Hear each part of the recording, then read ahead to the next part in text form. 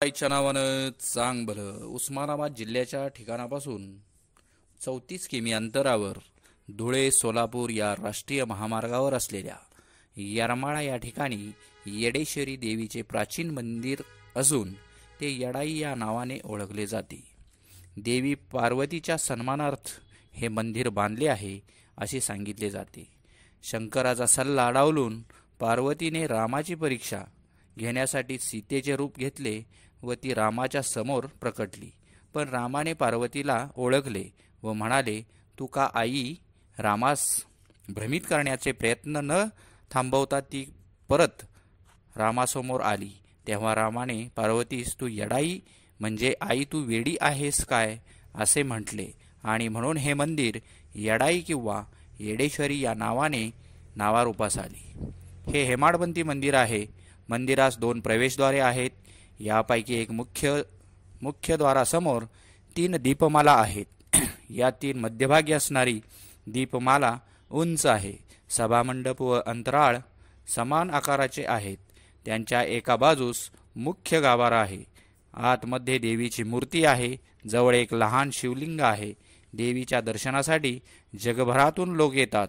चैत्र शुद्ध पौर्णिमेच्या दिवशी येथे यात्रा भरते. सीमा उल्लंघन दिवशी देखील लोक मोठ्या संख्येने उपस्थित असतात. यावेळी महाराष्ट्राबरोबरच आंध्र कर्नाटकाहूनही मोठ्या प्रमाणात भक्त येतात. येडेश्वरी देवीच्या यात्रेच्या दरम्यान गायकवाडांच्या शेतातील चुना वेचणे, हळद खेळणे आणि 2.25 किलोमीटर परीघ असणाऱ्या देवीच्या डोंगराला दोऱ्याचा वेढा घालून प्रदक्षिणा घालण्याची परंपरा आहे. देवीची पालखी ही पाटलांच्या घरातून निघते.